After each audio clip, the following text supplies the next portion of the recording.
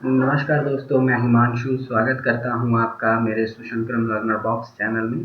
तो हम लोग जो कवर करने जा रहे हैं वो है current affair of Himachal Pradesh और मैं इसमें गिरिराज न्यूज़पेपर कवर करूँगा। गिरिराज न्यूज़पेपर एक साप्ताहिक न्यूज़पेपर है, वीकली आती है।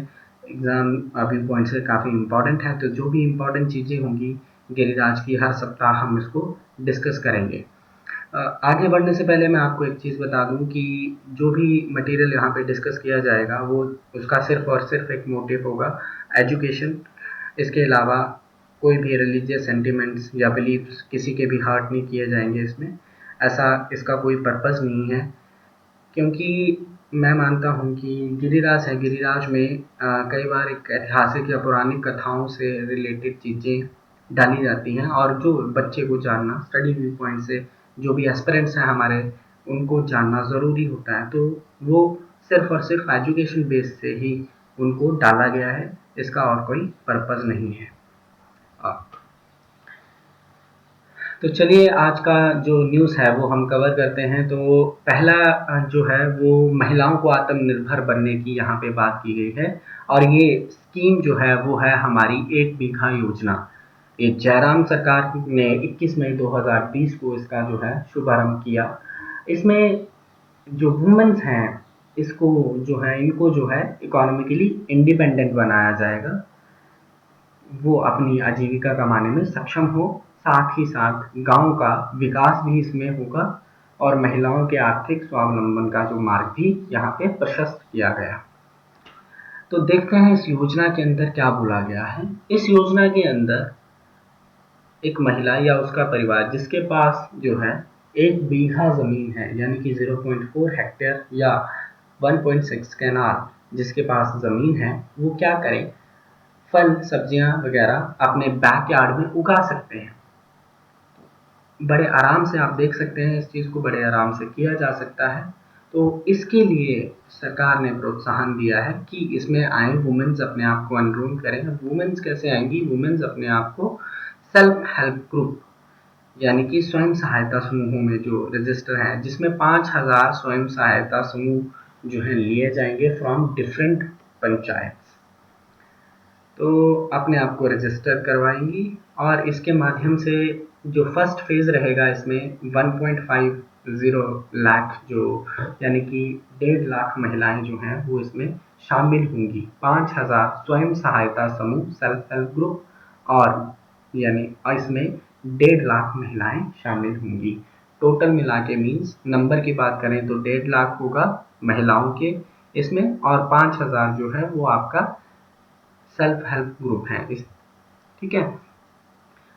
तो इसमें क्या किया जाएगा, इसमें जो भी रजिस्टर महिलाएं होंगी उनको उनका कौशल बढ़ाने के लिए परीक्षण दिया जाएगा, उनको बताया जाएगा, समझाया जाएगा कि पहाड़ी भूमि को समतल कैसे किया जाता है, पानी को चैनलाइज कैसे करना है और वर्मी कंपोस्ट पिट की स्थापना जो है वो कैसे करनी है, और पेड़ पौधे और बीज जो है खरीदने कैसे हैं, कैसे होते हैं, इन सब का उनको पहले परीक्षण दिया जाएगा और फिर उनको कहा जाएगा कि आप अपने अपने घरों में जो ये काम करें।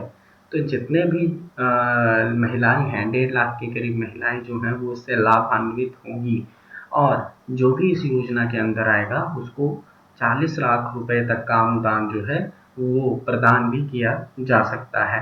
अगर कोई कंक्रीट वर्मी कंपोस्ट बनाता है तो उसे 10,000 रुपए तक का अनुदान दिया जाएगा। ये योजना जो है वो स्टार्टिंग फेज है अभी इसका, जिसमें 5,000 again I am telling you कि 5,000 जो सेल्फ हेल्प ग्रुप हैं वो उसमें आएंगे। और ये आएंगे कैसे? जो भी पंचायतें हैं वो पंचायतें क्या करें, मनरेगा शेल्फ में इनको शामिल करने के लिए वो अपने ब्लॉक डेवलपमेंट ऑफिसर को प्रस्ताव भेजेंगी। ब्लॉक डेवलपमेंट ऑफिसर इसमें जो है आगे भेजेगा और फिर वो रजिस्टर हो जाएंगे और फिर जो भी महिलाएं इसके अंतर्गत आएंगी वो उनको परीक्षण दिया जाएगा। तो इस योजना का जो उद्देश्य है वो मनरेगा और स्वच्छ भारत मिशन के साथ साथ हमारे जो गांव हैं उसको, जो महिलाएं हैं उनको किचन गार्डनिंग को प्रोत्साहन करते हुए उनको आत्मनिर्भर बनाना है। तो एक तीर से 3 निशाने यहाँ पे लगाए जा रहे हैं। तो चलिए बात करते हैं अगली न्यूज़ की, और ये काफ़ी इम्पोर्टेंट न्यूज़ है। ये पेपर 3 का पार्ट है। हिमाचल के मेंस के पेपर 3 का पार्ट है, जिसमें एग्रीकल्चर डाइवर्सिफिकेशन की बात की गई है, यानी कि फसल विविधीकरण की। तो फसल विविधीकरण बहुत इम्पोर्टेंट टॉपिक है और पेपर 3 इसमें कवर होता है। तो चलिए देखते हैं ये क्या बोलता है। एग्रीकल्चर डाइवर्सिफिकेशन यानी कि फसल विविधीकरण। तो हिमाचल प्रदेश हम सबको पता है कि उत्तरी पहाड़ी राज्य है, और यहाँ का जो क्लाइमेटिक कंडीशन है यानी कि भौगोलिक परिस्थितियाँ हैं और जलवायु है, वो कृषि के विविधीकरण के लिए बहुत अच्छा जो है वो अवसर प्रदान करती है। ठीक, तो इसमें कैसे जो है वो एग्रीकल्चर डाइवर्सिफिकेशन होती है हिमाचल में, वो हम आगे देखेंगे।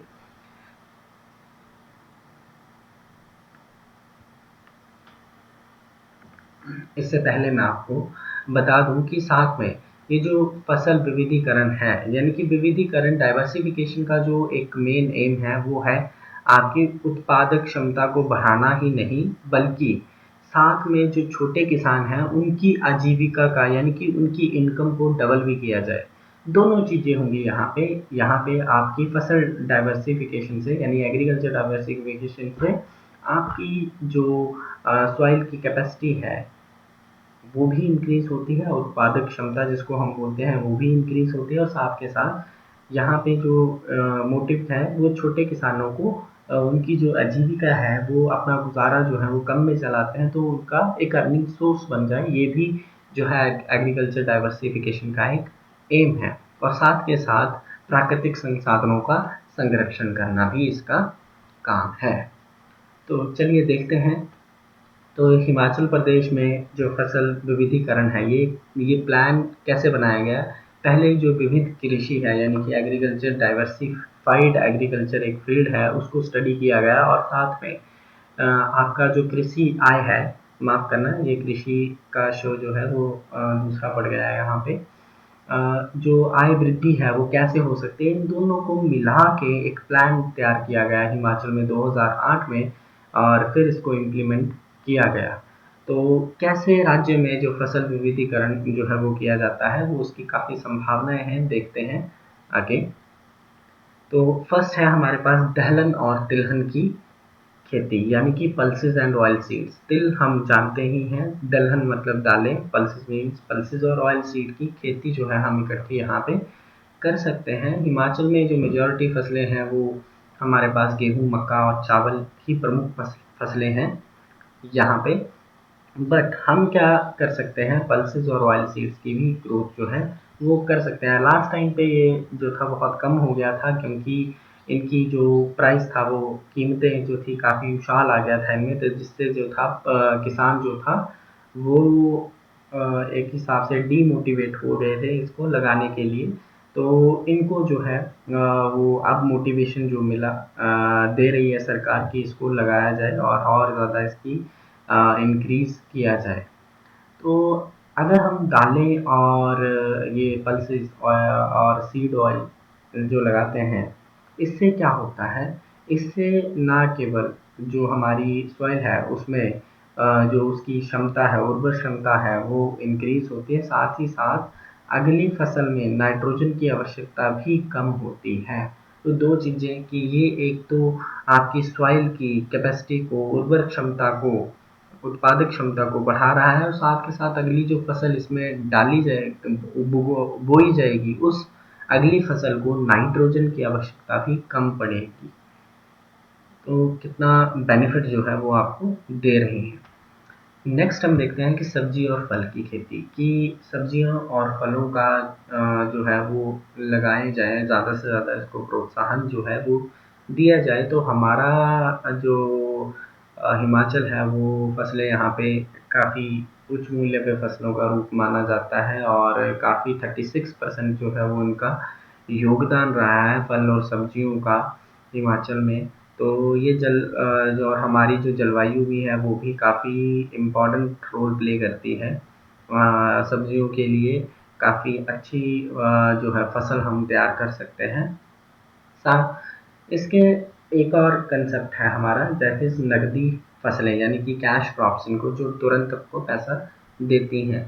तो जो ये नकदी फसलें होती हैं यानी कि कैश क्रॉप्स, इनमें आलू, अदरक, लहसुन, गोभी, फूल गोभी, मटर, ये सारी सब्जियां जो है वो किसानों द्वारा लगाई जाती हैं, क्योंकि ये तैयार होने में कम समय लेती हैं और उनको बार बार लगाया जा सकता है, जिससे आपको आय में वृद्धि होती है, घरेलू आय में वृद्धि होती है। और साथ के साथ इसमें है रेशम पालन। रेशम पालन भी एक अच्छा एग्रीकल्चर डाइवर्सिफिकेशन के लिए अच्छा एक फील्ड है।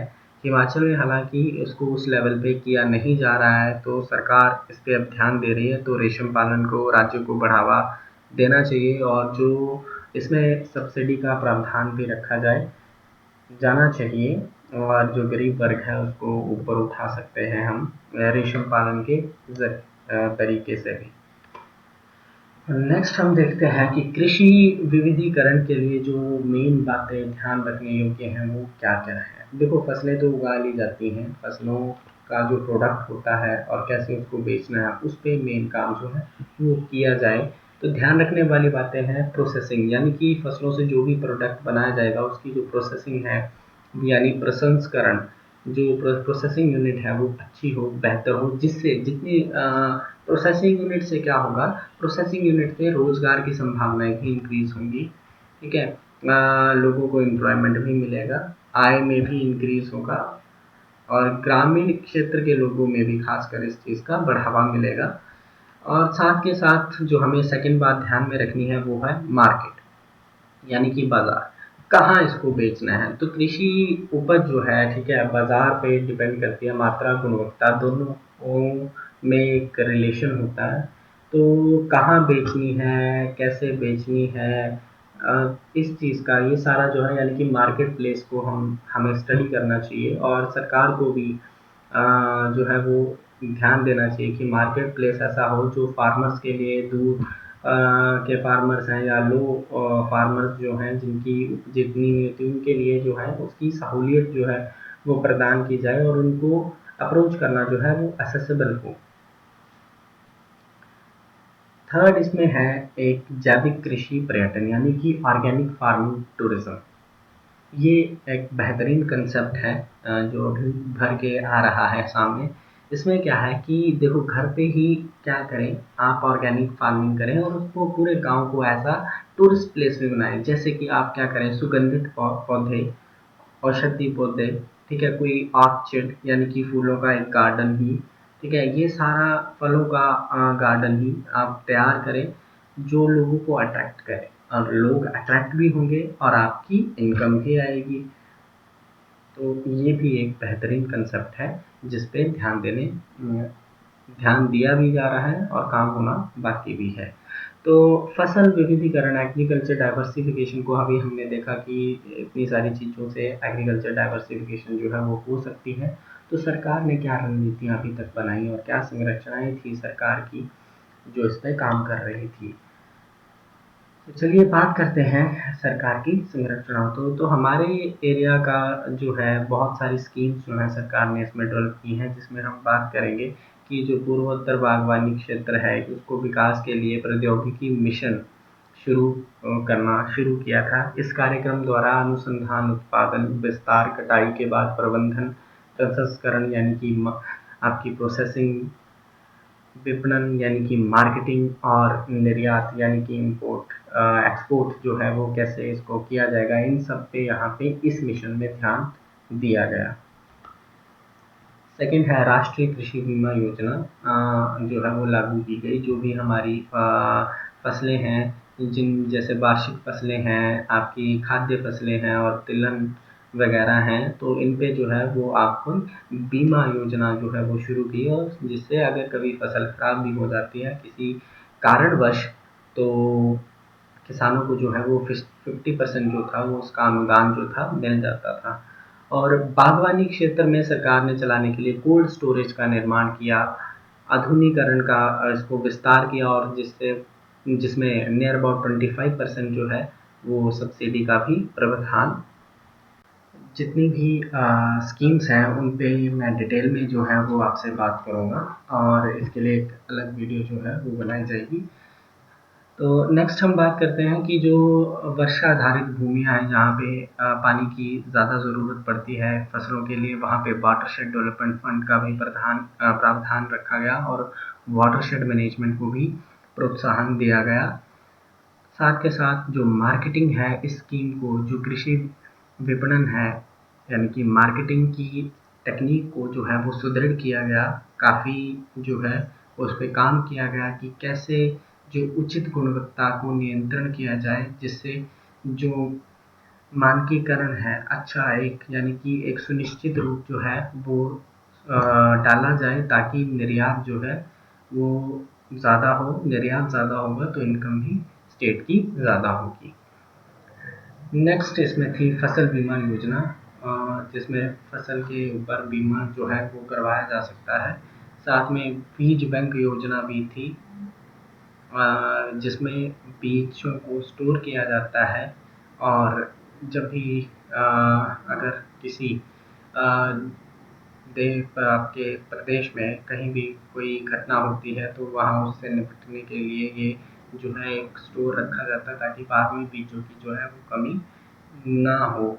और उचित मूल्य वाली सब्जियों और फूलों की फसलों को भी बढ़ावा जो है वो दिया गया है। इसके साथ साथ एक बहुत बड़ी ये अंतर्राष्ट्रीय फूलों की नीलामी को बढ़ावा देने के लिए इफैब यानी कि इंटरनेशनल फ्लावर ऑक्शन बैंगलोर की स्थापना की गई। यहाँ पे अंतर्राष्ट्रीय स्तर पे जो फूल होते हैं इन पे नीलामी की जाती है और काफ़ी अच्छा ये फ्लोरिकल्चर के लिए काफ़ी अच्छा ये एक स्टेप था। और साथ ही साथ जो है ग्रीन हाउस खेती को भी बढ़ावा दिया। अब ग्रीन हाउस खेती से क्या होता है कि सदाबहार जो है सब्जियां आज के टाइम में आप देखते हैं आपके पास मार्केट में हर टाइम पे मैक्सिमम टाइम पे सब्जियां अवेलेबल होती हैं जो उस मौसम में लगती भी नहीं है। तो this is all depend on, और ये किसके कारण ही हुआ, जो सरकार ने डिफरेंट डिफरेंट स्कीम्स चलाई थी और ये पॉली हाउस खेती जो है इसको प्रोत्साहन दिया है, इसके कारण जो है वो पॉसिबल हो पाया है। तो हिमाचल प्रदेश में और भी बहुत सारी परियोजनाएं जो थी वो इससे रिलेटेड चली हैं, जिसमें लघु सिंचाई योजना है, Himachal Pradesh crop diversification promotion project है, डॉक्टर वाई एस परमार किसान स्वरोजगार योजना है, special project on diversification agriculture through micro irrigation and under related infrastructure. ये सारी जो हैं डिफरेंट डिफरेंट स्कीम्स हैं जो सारा कवर करती हैं एग्रीकल्चर डाइवर्सिफिकेशन को। We will discuss it later. तो उम्मीद करता हूँ कि आपको एग्रीकल्चर डाइवर्सिफिकेशन जो है वो समझ आया होगा। नेक्स्ट हम चलते हैं, ये शिलाईधार गुग्गा माड़ी मंदिर के बारे में यहाँ पे बताया गया है। इसके इतिहास के बारे में यहाँ पे डिस्कस किया गया था। तो पेपर में प्री में भी खासकर आपसे पूछ लिया जा सकता है और कई बार पर्सन एंड प्लेसेस का भी ये क्वेश्चन जो है मेंस में, अलाइड मेंस में खासकर बन सकता है। तो चलिए बात करते हैं कि ये मंदिर कहाँ है। ये शिलाईधार मंदिर जो है, शिलाई हिमाचल के सब लोग जानते होंगे कि शिलाई जो है वो डिस्ट्रिक्ट सिरमौर में है। तो शिलाईधार की वहाँ की बात की गई है, वहाँ पे गुग्गा माड़ी मंदिर है। तो चलिए, तो कहते हैं कि 350 वर्ष पूर्व जो शिलाई धार है, जिसको पहले ओडियाई धार के नाम से भी जाना जाता है, वो एक खाली जंगल प्लेस था, कोई आता जाता नहीं था, कोई मकान नहीं थे, कुछ नहीं था। लोग जो गांव के जो वहाँ के वासी थे वो अपनी भेड़ पशुएं चराना जो है वो उस धार पे जाया करते थे, पहाड़ पे। तो भेड़ बकरियाँ चराया करते थे, सब नॉर्मल एक काम चल रहा था। तो एक दिन क्या, कुछ समय बाद क्या वो ऑब्जर्व करते हैं कि जो भी सफ़ेद रंग का पशु होता है या कोई भी सफ़ेद रंग का वस्त्र पहने व्यक्ति जो है वो जाता है वहाँ, तो वो जीवित नहीं रह रहा, वो मर जाता था। तो काफ़ी टाइम वो काफ़ी साल तक इस परिस्थिति से उलझते रहे और फिर अंततः जो है इस समस्या से निजात पाने के लिए उन्होंने विचार विमर्श किया। जो गांव के बुद्धिजीवी लोग थे, तो उन्होंने पंडितों और देव गुरुओं से के संबंध में बात की और उनसे पूछने पर उन्होंने एक निर्णय लिया। जब वो विचार विमर्श करते थे तो बैठक जो होती थी उसको खुमली बोला जाता है। फिर क्या होता है कि जो पंडित और देव गुरुओं ने बताया कि यहाँ पे क्या है, एक भैरव देवता है। इस धार पे भैरव देवता का वास है। भैरव देवता यहाँ पे पहरा देते हैं और सफ़ेद रंग से जो भी यहाँ पे आता है, पशु है या कोई आदमी है कपड़े, तो उसे वो अपने बलि के रूप में मान लेते हैं और उनका जो है वो खा जाते हैं। ऐसा अवधारणा जो है लोगों की है। तो पंडितों और देवगुरुओं ने फिर मिलके जो है वो बताते हैं कि इस समस्या से निजात पाना है तो हमें बगाड़ देश जाना है। अब ये बागड़ देश, ये बागड़ देश जो है वो राजस्थान को बोला जाता था। वहाँ पे जो है गुग्गा महाराज जी के मंदिर है। तो मंदिर से आपको, बागड़ देश के गुग्गा महाराज के मंदिर से आपको वहाँ छड़ी और मिट्टी लेकर आनी है। यहाँ इस धार पे आपको वहाँ पे स्थापित करनी होगी, तब ये सब चीज़ें जो हैं वो नहीं होंगी। तो काफ़ी इसके बाद ये 3 जो फिर से एक बैठक यानी कि कुमिली को आयोजित किया जाता है। वहाँ पे लोगों से पूछा जाता है और वहाँ से फिर 3 लोग जो हैं वो सिलेक्ट किए जाते हैं, जिनमें नंबरदार हैं श्री साहिब सिंह नेगाइक और श्री गोरखनाथ, और एक थे आपके बजंतरी जी, जो बागड़ देश जाते हैं। और काफ़ी समय लगता है उनको बागड़ देश पहुँचने में। 3 महीने जो हैं वो वहाँ पे पहुँचने में लग जाते हैं। रास्ते में पता नहीं खाना भूखे प्यासे जो थे वो चलते गए। 3 महीने लगाने के बाद वो वहाँ पे पहुँचते हैं। और बागड़ देश में वो जब पहुँचते हैं तो उन्होंने क्या देखा, कोई गुग्गा महाराज का जो स्थान है ददरेड़ा, और वहाँ गुरु गोरखनाथ का जो टीला है वो एक्चुअली वहाँ पे काफ़ी पहरा भी था, काफ़ी पहरे में था, और वहाँ से कोई वस्तु से वो ले जाना सख्त मना था। तो वो बड़े चालाकी से जो है और बड़े आराम से उसको वहाँ से मिट्टी को लेके आते हैं, चतुराई से इसको हम कह सकते हैं। उनकी सूझबूझ से वो वहाँ से मिट्टी जो है वो ले आते हैं। वो क्या करते हैं, जब वो माथा टेकने जाते हैं तो बड़ी चतुराई से अपने नाखूनों में मिट्टी जो है वो छुपा लेते हैं। अब वापस जब वो जा रहे हैं तो वापस जाते हुए वो थके हारे रात्रि विश्राम के लिए बेला गांव में रुकते हैं, और बेला गांव में रुकने पे नाखूनों से थोड़ी सी मिट्टी जो है वो वहाँ गिर जाती है। और इसलिए आज भी वहाँ पे जो गुग्गा महाराज जी की छड़ी जब वो 52 गांव में यात्रा के लिए घूमती है तो वहाँ बेला में उनका जो है वो रात्रि परार जो है वो लगता है। अब क्या होता है, वो बेला गांव के जो 3 व्यक्ति थे वो ले आए, धार के लिए रवाना हो गए मिट्टी को लाने के लिए, और पहुंच जाते हैं और वहां पे उसकी स्थापना कर देते हैं। जैसे ही वहां पे उनकी मिट्टी और छड़ी की स्थापना की जाती है, वहां से फिर वो घटनाएं होना, लोगों का मरना, पशुओं का मरना बंद हो जाता है। और वहाँ पे जो है वो मंदिर की स्थापना जो है 9 मंजिला गुग्गा माड़ी की स्थापना वहाँ पे की जाती है शिलाई वासियों के द्वारा। पर उसी टाइम क्या होता है, जो हमारी रियासत जुब्बल रियासत है, जुब्बल रियासत के बीनी नामक वजीर का बड़ा बोलबाला था, और वो चाहता था कि हमारे ये सारी टेरिटरी जो है हमारे अंडर आ जाए। तो काफ़ी प्रयत्न करने के बाद जब उसको हार लगी, वो शिलाई राज्य को नहीं जीत पा रहा था, तो एक दिन जब काफ़ी परेशान हो गया तो उन्होंने क्या किया, उस मंदिर को 9 मंजिले मेवाड़ी मंदिर को जलाकर जो है वो राख कर दिया। और एक दिन ऐसा होता है, जो आपके शिलाई मंदिर के रेणुका राम नेगी जी हैं, जब पूजा पाठ कर रहे थे तो उनको शत्रुओं ने तीर मार के जो है वो घायल कर दिया, और कुछ दिनों बाद जो है वो उनकी मौत हो जाती है। फिर गांव में एक और खुमली आयोजित होती है। दोबारा जो है फिर देव गुरुओं को बुलाया जाता है, पंडितों बुद्धिजीवियों को, साथ में जो गुग्गा महाराज के देव गुरु माली जिन जो होते हैं उनको भी बुलाया जाता है। और वहाँ से डिसीजन निकलता है कि शत्रुओं का भी एक डर था और दूसरा बर्फबारी भी अधिक होती थी, तो उन्होंने ये डिसीजन लिया कि अब वो धार की बजाय मंदिर जो है वो गांव में ही स्थापित होगा, ताकि पूजा में भी कोई विघ्न ना आए और शत्रुओं से भी थोड़ा लड़ा जाए। तो फिर वहाँ पे मंदिर का जो है दोबारा गुग्गा महाराज जी का शिलाई गांव में मंदिर का जो है उनका निर्माण किया जाता है। गुग्गा महाराज जी इसकी अनुमति जो है वो दे देते हैं, और साथ ही उन्होंने ये आदेश दिया कि स्थानीय जो 52 गांव थे उसकी परिक्रमा जो है वो की जाए, और वो कब होगी, रक्षाबंधन के दिन शुरू की जाए। और उसी टाइम पे जब वो गांव बेला गांव आता है तो वहाँ पे उनका पहला जो है रात्रि पड़ाव होता है। और गुग्गा नवमी के दिन जो है वो रात्रि जागरण यहाँ पे किया जाए, और ये परंपरा तब से लेके जो है वो चलती आ रही है। श्रद्धालु आते हैं, रात्रि पूजन होता है।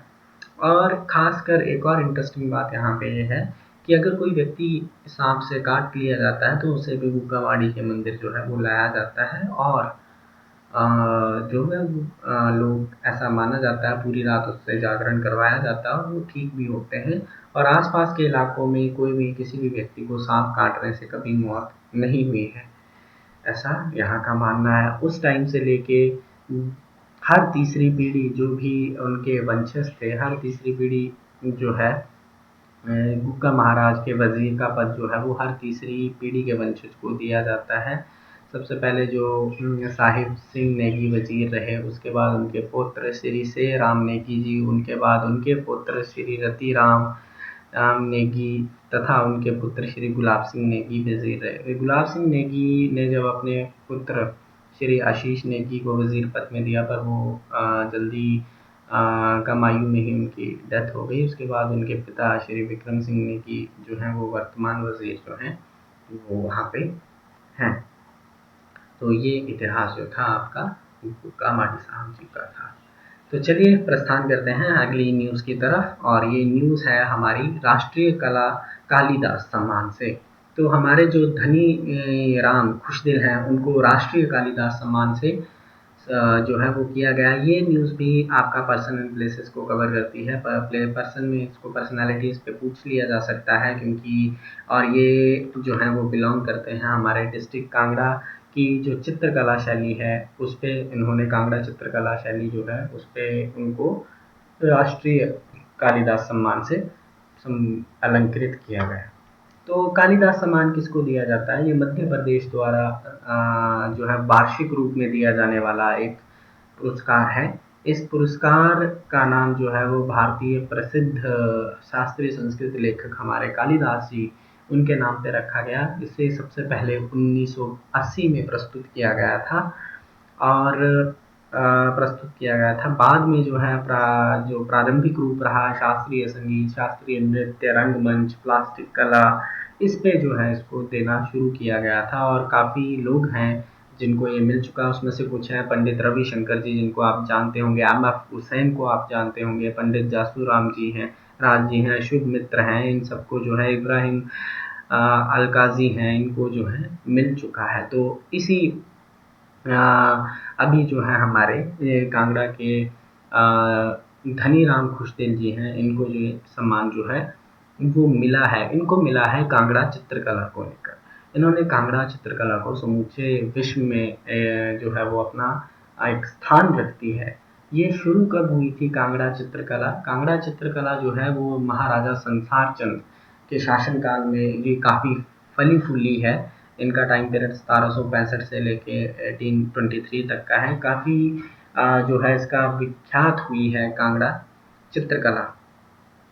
तो महाराज के जाने के बाद इसका थोड़ा टाइम जो था वो डाउन चला गया, काफ़ी अभाव होना शुरू किया गया, और 1880 के दशक तक जो था वो एक्चुअली काफ़ी ये समूचे विश्व में एक स्वप्न बनकर ही रह गई कि कोई सीखेगा इसे या कोई बनाएगा।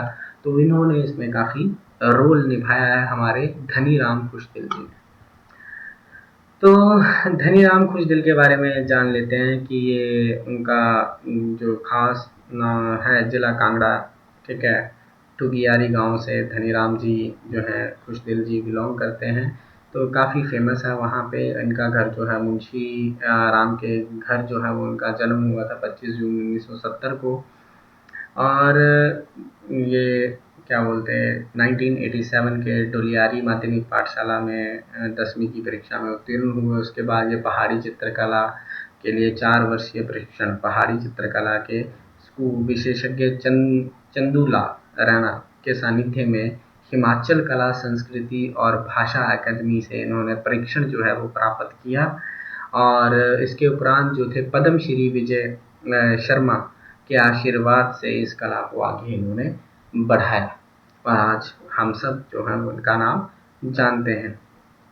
तो काफ़ी ये प्रसिद्ध भी रहे। इनका जो स्टार्टिंग टाइम था वो कैसे इनको मतलब जानना शुरू हुआ, तो काफ़ी इनको जो है पुरस्कार भी मिले हैं। इनका जो सिलसिला था पुरस्कार का 1993 में धर्मशाला में कांगड़ा घाटी ग्रीष्मोत्सव होता है, वहाँ पे एक कार्यक्रम आयोजित किया गया था, भूली बिसरी कला।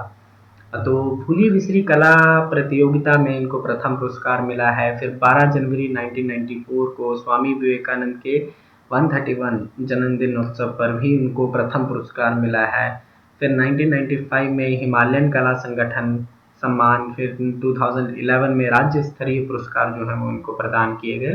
इसके साथ साथ जो है, इसके अलावा चंडीगढ़, पटियाला, दिल्ली, कुरुक्षेत्र, कलकत्ता, प्रगति मैदान नई दिल्ली, ललित कला अकादमी दिल्ली, यहाँ पे विभिन्न अवसरों पे जो है अपनी कला का प्रदर्शन जो है वो प्रदर्शनियाँ लगा चुके हैं और काफ़ी फेमस भी ये रह चुके हैं। तो ये था हमारा आज का topic. I hope you like it. और हिमाचल की न्यूज़ सुनने के लिए और एग्ज़ाम रेलेवेंट चीज़ों को जानने के लिए चैनल प्लीज़ सब्सक्राइब करें, शेयर करें। उम्मीद करता हूँ कि आपको ये समझ आया होगा। तब तक के लिए धन्यवाद।